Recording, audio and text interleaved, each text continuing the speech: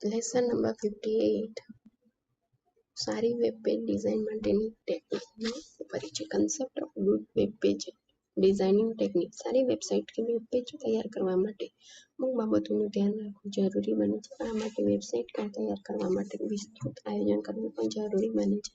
સારી વેબસાઇટ કે web page designing માટે અગત્યના મુદ્દાઓ નીચે મુજબ છે. હેતુ પર્પઝ.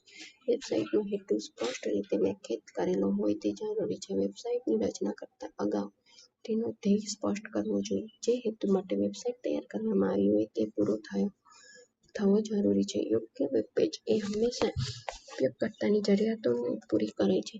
યોગ્ય સ્વરૂપે રચના કરેલી વેબસાઇટ વ્યક્તિગત સ્વરૂપે કે સંસ્થાને ઉપયોગી બને છે. વેબસાઇટની રચનાનો હેતુ વ્યક્તિઓના સમૂહને માહિતી પૂરી પાડવી, નવા ગ્રાહકોને આકર્ષવા કે ઉત્પાદનને ઓનલાઈન વેચવા બાબતનો હોવો જોઈએ. વિષયવસ્તુ કન્ટેન્ટ. વેબસાઇટની વિષયવસ્તુ પણ ખૂબ જ અગત્યતા ધરાવે છે.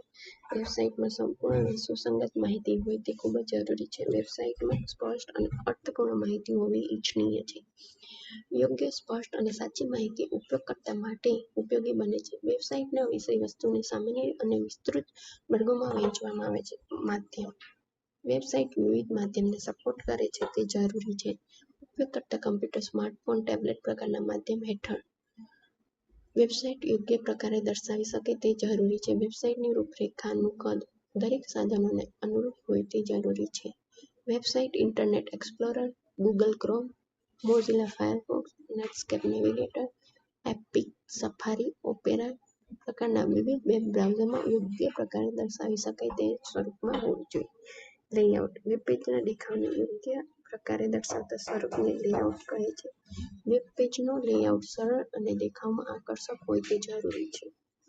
ઉપયોગકર્તાને ખૂબ જ સરળતાથી માહિતીને જોવા મળે અને તેનો ઉપયોગ કરી શકે તે પ્રકારની લેઆઉટની પસંદગી કરવી હિતાવશ્યક. સંવાદ. વેબ પેજના માધ્યમ વડે ઉપયોગકર્તા સાથે યોગ્ય સ્વરૂપમાં સંવાદ થાય તે અત્યંત જરૂરી છે. સંવાદ વડે ઇચ્છિત જાણકારી મેળવી શકાય છે. હેડલાઇન, સબલાઇન, બુલેટ વગેરેનો ઉપયોગ કરીને માહિતીને સુવ્યવસ્થિત રીતે રજૂ કરી શકાય છે.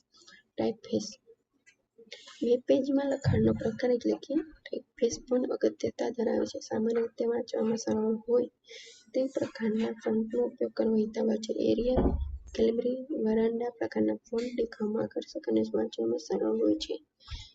વેબ પેજમાં દર્શાવવામાં આવતા ફોન્ટની સાઇઝ પણ અગત્યતા ધરાવે છે, જે સામાન્ય રીતે 12 પોઈન્ટ કે તેથી વધુ રાખી શકાય છે. રંગ, કલર.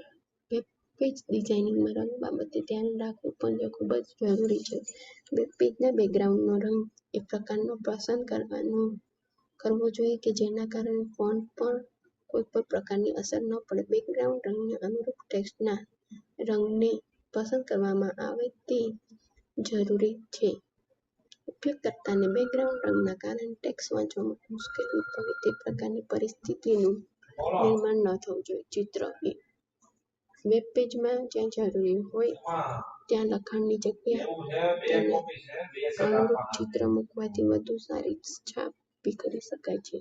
ચિત્રનો ઉપયોગ કરીને ખૂબ જ સરળતાથી કોઈ પણ બાબતને સમજાવી શકાય છે. જો કે ચિત્રની સાઇઝ અને તેનું રિઝોલ્યુશન કે ગુણવત્તા પણ ખૂબ મહત્વ ધરાવે છે. વેબ પેજ માં ચિત્ર એ પોતાનું આગવું મહત્વ ધરાવે છે, જે વેબસાઇટનો અભિન્ન ભાગ છે. નેવિગેશન.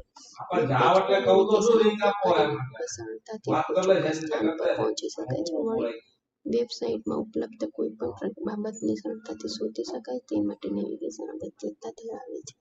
નેવિગેશન માટે ક્લિકેબલ બટન, બ્રેડક્રમ્બ, 3-ક્લિક રૂલ વગેરેનો ઉપયોગ કરી શકાય છે.